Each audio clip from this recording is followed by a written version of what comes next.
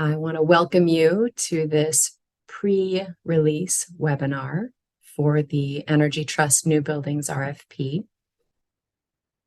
In just a moment here, I'm going to turn off my video and share my screen. I'll spend most of the time presenting, and then we'll have some time for Q&A. I want to turn off my video so I can focus on content. I hope that doesn't seem rude to anyone. I want to be clear that the questions will be answered at the end of the presentation. This webinar will be recorded and available on the website, I believe, next week. If you have questions, please put them in the chat. We will see them. Others won't be able to see them. And we will address them at the end of the presentation. So I will get us started. As a reminder, this webinar is about Energy Trust and the program. It is in preparation for the release of the RFP. Within Energy Trust, the New Buildings program develops relationships and provides services and incentives for new commercial construction and major renovation projects. Part of the reason for this webinar is to ensure that anyone interested in responding to the RFP or teaming up to respond has a baseline of information to help them do that. As a reminder, we're holding questions to the end. They'll be in the chat.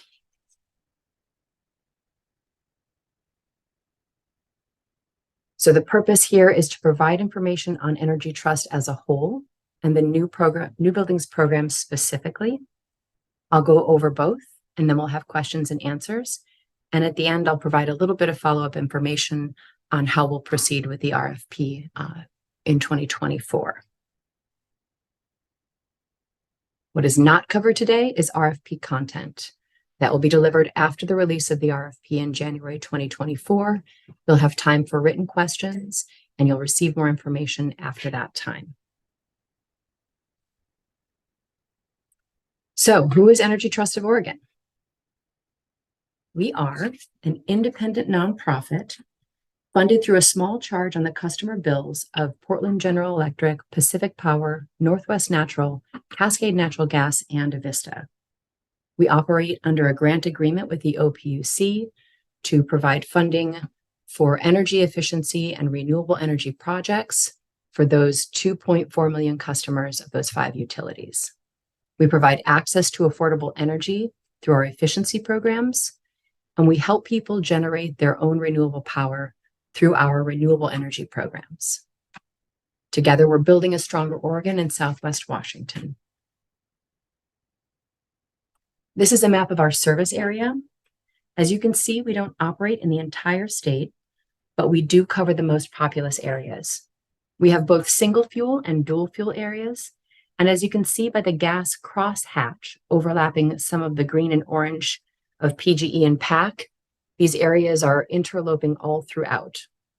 Other areas of the state where you do not see those colors or crosshatch are served by programs administered by the Bonneville Power Association. Our vision is clean, affordable energy for everyone, and our purpose is to help customers and communities reduce costs and realize additional benefits by saving energy and using renewable resources.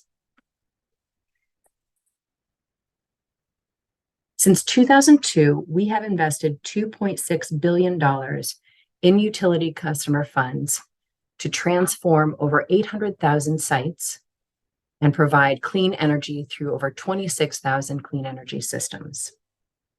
Our investments have transformed over 40,000 commercial commercial sites, and that's what we focused on today.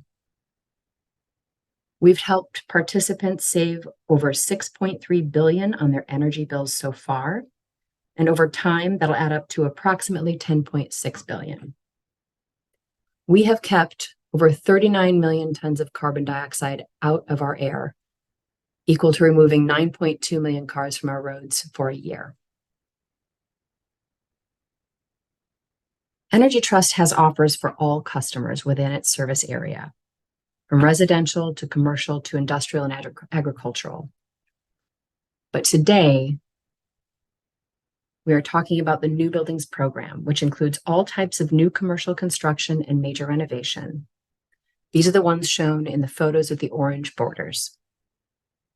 As we work with customers, it's important to recognize the diversity of Oregon's communities. Each one is different and their needs are unique. In December 2017, Energy Trust's Board of Directors revised its equity policy, expanding it to become a diversity, equity, and inclusion policy. It calls for focused program design, monitoring, and reporting with respect to serving all Energy Trust customers, especially those who may have been underserved by Energy Trust programs, specifically rural, low to moderate income customers, and those in communities of color. Some of the actions we've taken to realize the vision of this policy are to create a DEI plan, stand up a diversity advisory council, and create a supplier diversity program in order to bring more people into the work that we do. Within this work, we've engaged and co-created with communities, we've learned from our mistakes and our successes, and we've publicly shared our progress.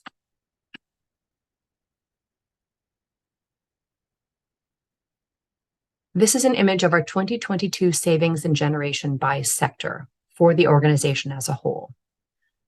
We split our sectors into 3, residential, commercial, and industrial on the efficiency side. We also split them into 3 on the renewable electric generation side.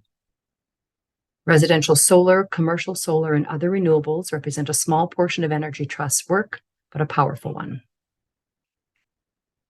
The 3 blue bars that you see are commercial, savings, and generation. The New Buildings program contributes to these 3 bars.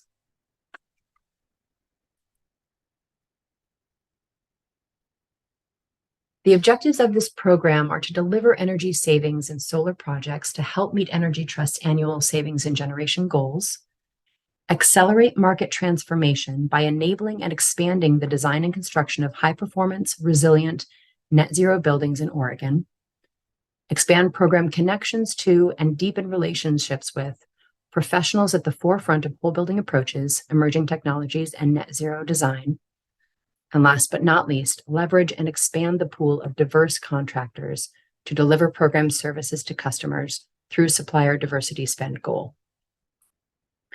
Strengthening requirements for diversity, equity, and inclusion to ensure that we are equitably providing services across our service area, diversifying the implementation team, and increasing participation with minority and women-owned firms is important for the organization, and this will be a part of the contract.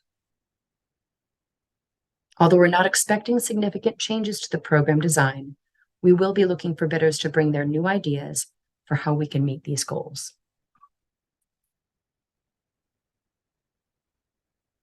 Two of the most important things to remember about this program are that we are transforming how buildings are designed and built, and we're working in collaboration with our customers, those architects, engineers, and other professionals, to do that work. This is about convening the various professionals in the commercial design community to effect positive change. We do that in 3 ways, as you see here. These 3 major sections represent the savings that we generate and the change that we're making in the market. So the majority of savings come from whole building work, which includes early design assistance, technical assistance, and incentives for modeled savings. These projects range from modeling for net zero to using a bundled approach such as market solutions for multifamily. These whole building approaches achieve the deepest savings for design teams. A small and diminishing amount of savings does come from prescriptive measures, filling a need for design professionals, and the program is hoping that additional simplified whole building offers will move these customers to get deeper savings. Right now, these prescriptive savings that are technology specific and some involve lighting are getting smaller and probably going to be less important for the program based on the code changes that we're seeing here in Oregon. The market transformation component of our program is growing, and it's filling a need for design professionals to understand more complex projects and their impact on everything from project budgets to the grid itself. Within that, we have calculated savings from code compliance. And this is something that I'll talk about a little bit later. It represents a very small portion of our savings. And then a very robust training and education program within new buildings that provides not just technical information, but problem solving and community for those folks who are designing buildings. The net zero grants, I'll go into a little bit more detail later, are also a growing and very interesting component of the program. These two things really set the new buildings program apart. It is a very unique program in the nation. Our target customers are design teams that include architects, engineers, sustainability professionals, owners, and developers. These are highly respected individuals who are advancing the market, and the program maintains a reputation for service, creativity, and innovation by helping them do more.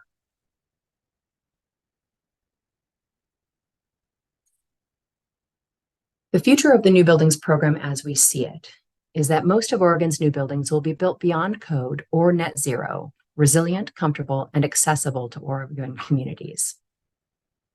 To do this, we will focus on whole building strategies. We will build and strengthen partnerships. We'll help teams make cost-informed decisions and increase access to early design assistance and energy modeling. We'll also track emerging technologies and strategies, set our incentives to motivate deeper savings for customers, and expand access to and services from training and grants we provide.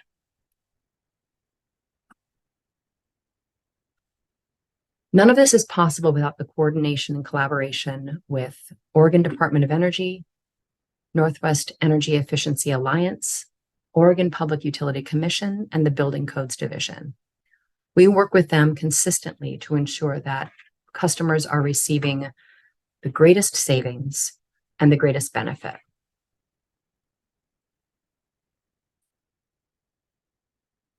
So I'll go a little bit deeper into the incentives we have for new construction and major renovations. Eligible projects for the new buildings program are new construction ground up, major renovations, tenant build-outs, and additions or expansions. Any of these that include change of use are also part of the program. These are the building types that we serve. We work with all manner of sectors, both on electric and natural gas projects, and you can see that we cover a wide range. The top line sectors are where we get the most savings. Note that within that industrial box, those industrial processes are not included, but we do work with teams building industrial facilities.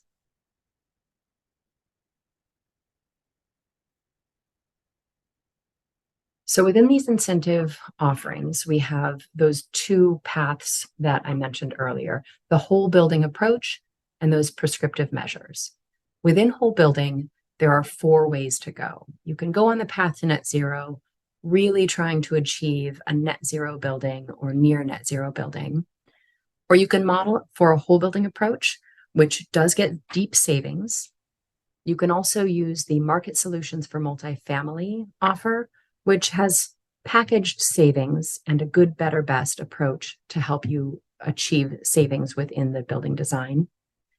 Or data centers. We set data centers apart because of their unique nature. They provide a lot of savings for the program, but they can be very unpredictable. Prescriptive measures include electric and gas measures, and I include solar measures here only because we do work in collaboration with the solar program and help them deliver solar savings. We do not deliver the actual measures ourselves. So the whole building process has 3 phases. The first and most critical is early design assistance. This is an incentive for holding a design meeting. We provide an agenda, it has energy topics. We ensure that the team goes through those topics, and we provide an incentive for having done so.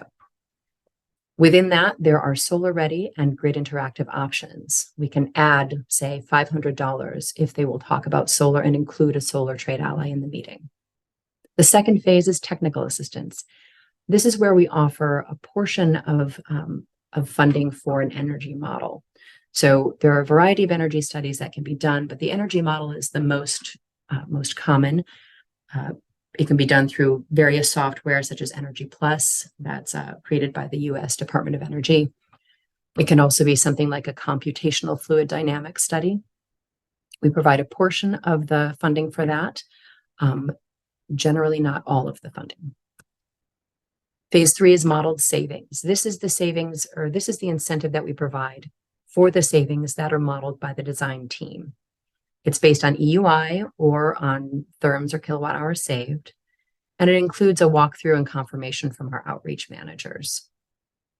After we have gone through this phase, our savings, as well as the way we manage our relationships with customers, are evaluated every 2 to 3 years to ensure that we're delivering the most defensible savings and the best experience for customers.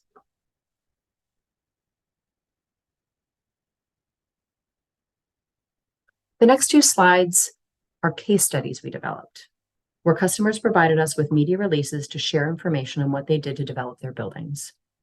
We treat customer information very confidentially, only sharing it when given express permission. This is an example of one of the more high performance and high achieving buildings within the portfolio. It is net zero, it is resilient. You can see here that it has significant features, including battery storage. The building is also able to withstand an earthquake. It is one that we set apart and likely not achievable by all, but it is one that we've spent a lot of time talking about because this is where we hope to be in the future. As you can see, we provided $182,000 in Energy Trust cash incentives, and that we track the energy cost savings and the energy savings itself. Midtown Place is an affordable multifamily development in Central Oregon. And you can see the energy efficient features here. One thing that I'll point out is that the incentives are very low. And what I'd like to highlight here is that the program is not necessarily all about incentives. This program really prides itself on the relationships that it builds and owns, and the way that outreach managers in the field across the state are serving customers, really providing them with information on where they can find new strategies and technologies, or even in some cases, leverage other funding. These are going to be even more critical in the next few years as so much money is coming down the pike from local governments, and so much legislation is requiring more energy efficiency and renewable energy. So let's talk about the market transformation work. I mentioned that I would talk a bit more about the calculated savings for code compliance, and I'll do that here. This really does represent a small portion of savings, and it's a coordinated effort with the Northwest Energy Efficiency Alliance. It's based on estimates for code compliance for all buildings established by square footage and code year, and it is something that our planning staff internally really work with NEA on, and the program management contractor is responsible for reflecting it in planning and forecasting. Excuse me, I'm going to take a drink of water.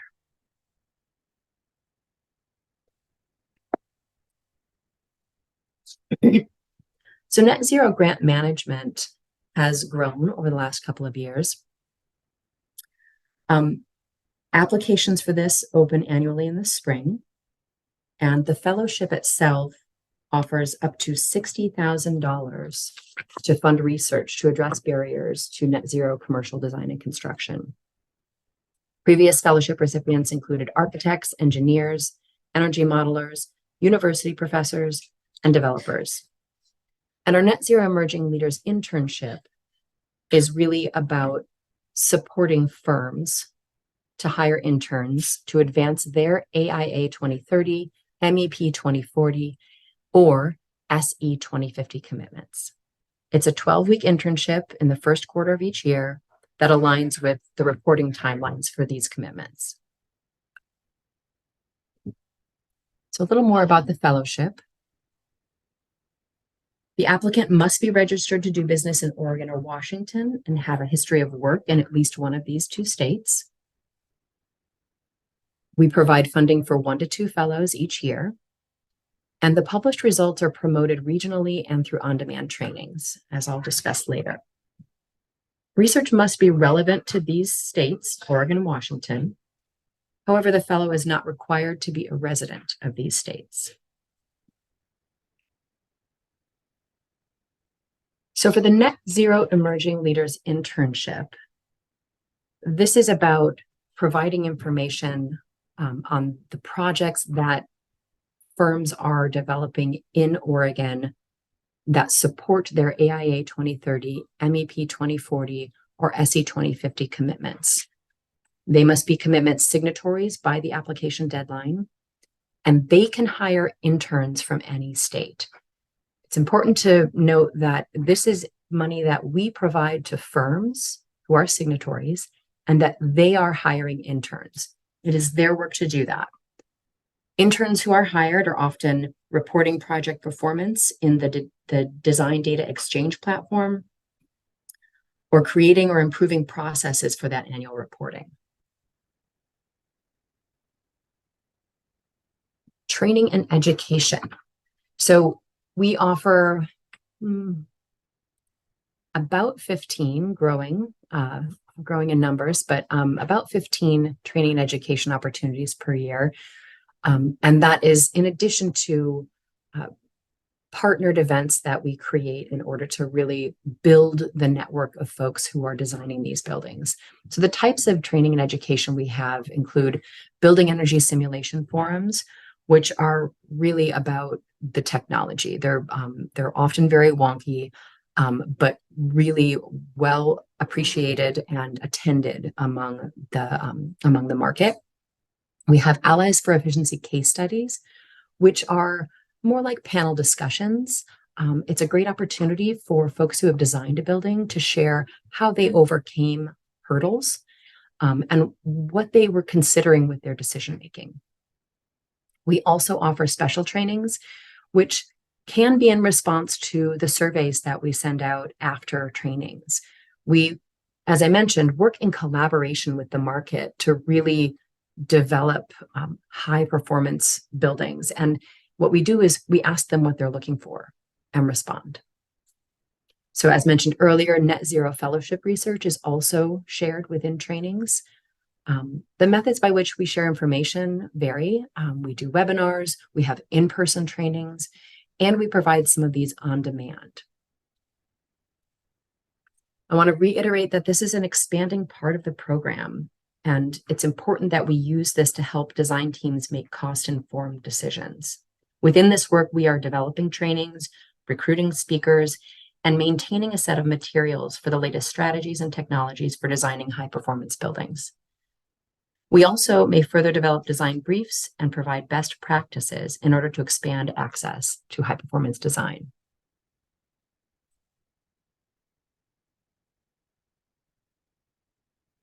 Now, I will take a pause here and take a look at whether we have any questions in our chat.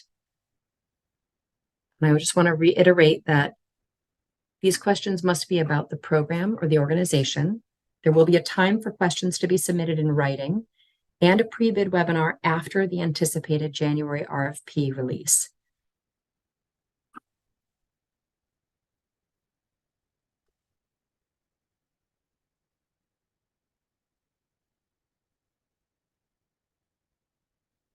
I'm looking in the chat and I'm not seeing any questions. Is it possible that I covered everything in 25 minutes?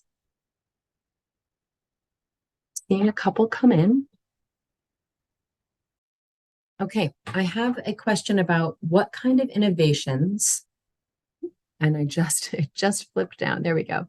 What kind of innovations would you hope or anticipate for the future of new buildings? That's a great question. The reason that we have a request for proposals is really to find out what the best and brightest in the market are looking to do. I can't define those innovations because I'm relying on a program management contractor to really bring something that is based on their experience and what they have seen in the market. I would hope that these innovations would represent what we've said is the goal of the program and be linked to some of the activities that we've stated are a part of achieving that goal. I hope that answers the question. Someone just said that I can ignore their question. I'm going to take a look and just see if there's anything I'll just speak a little bit more about program design innovation. We've spent, as some of you may be aware, we've spent the last few years working with the Oregon Public Utility Commission to help us develop a program that works within the advancing code here in Oregon. Commercial code here in Oregon is now based on ASHRAE 90.1. It's a critical part of our program, how we manage advancing beyond that code.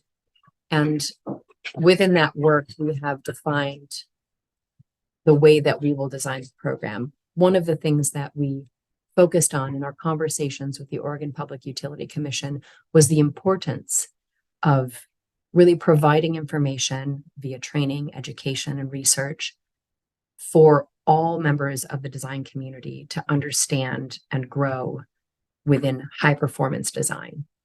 So innovation would be great. The very top layers, offering whole building approaches, offering training and education and grants are pretty set. I'll stop there.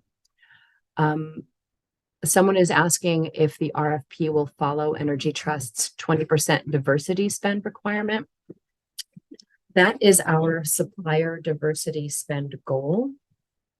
I can't speak to the number at this time, but we do have a supplier diversity spend goal as part of this contract.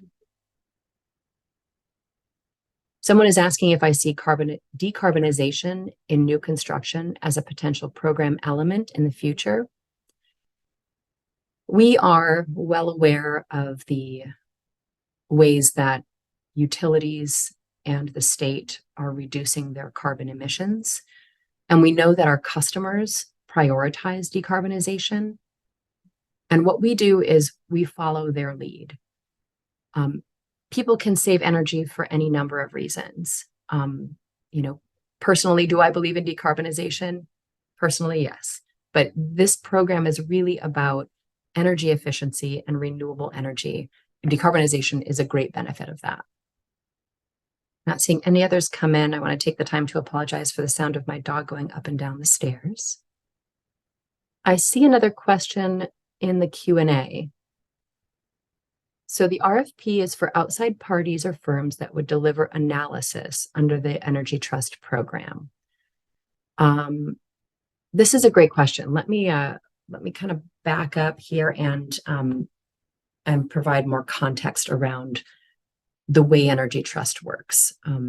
So Energy Trust has a number of sectors that have programs, and each program is delivered and managed through a contract with a program management contractor. So what we do is we manage contracts for that delivery, and we go out to bid for these contracts every 3 to 5 years. That really helps us get, the best thinking, the best pricing. So the RFP is for an outside firm who would propose how they would deliver the program. Let me know if that doesn't answer your question. I'm walking a fine line here because I want to make sure that we're not talking about too many details of the RFP. I do see a follow-up question. Could there be any EV readiness elements that could be included? EV readiness is a component of our utilities work, and we support our utilities in their efforts to have EV readiness, in their efforts to develop their load flexibility programs. We've talked about it in the past. I think it's an open door for you.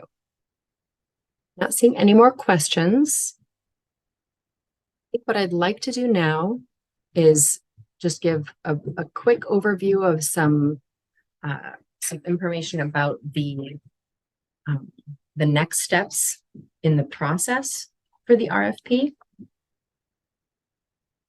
Let me just quick check. Oh, just a thank you. Absolutely. Okay, so I'm going to go to this next tab. So RFP next steps. So you can visit our contracting opportunities page to see a recording of this webinar and any organizations who stated an interest in teaming at the time of registration. That list will be posted next week. So organizations will still have an opportunity through the end of this year to submit interest in teaming, and directions will be posted on the website the following week. Our anticipated RFP release is in January of 2024, and any questions specific to the RFP can be sent to newbuildingsrfp@energytrust.org. So what I'd like to do now is share some direction to our website so that everyone is clear on how to see where to find the RFP. Excuse me, I'm navigating Zoom. Now I'm going to share navigation to our contracting opportunities page. So this is the main page of the Energy Trust website. When you go to About, scroll down to Work with Us, and then all the way down to Contracting Opportunities and click. On this page, you'll see two links. One is information on how to work with Energy Trust and the Contracting Opportunities Interest Form. And the other is our current contracting opportunities. If you click on this one, you will see other RFPs. Here is ours. Information will be added here later. And then if you want to receive updates on the RFP and you're not already on the list, you can click on the interest form, fill it out, and be sure to click on Energy Efficiency and Renewable Program Announcements. So that is a way to ensure that any opportunities are communicated to you via email. I'll turn on my video again, even though it is lonely and no one else has their video on. I'll do one last call for questions, and then we can close out.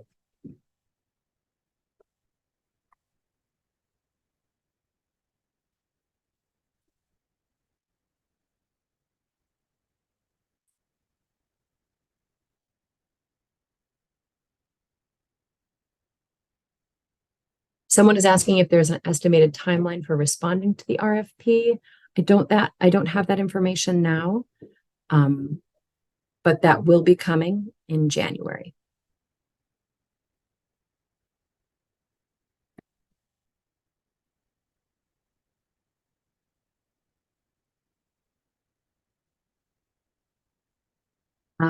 Someone is asking if Energy Trust is planning to award one contractor, or might there be multiple selected?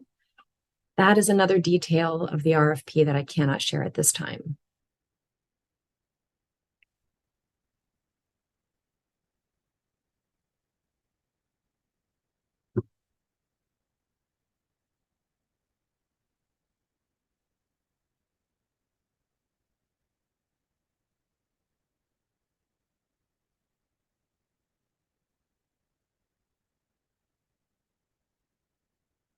I don't want to hold us here unnecessarily, but I want to give everyone a chance to ask any questions related to the program or Energy Trust.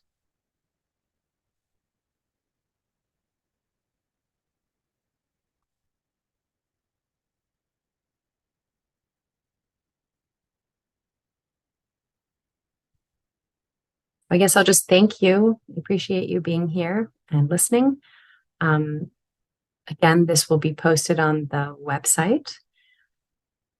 And I hope you have a great day.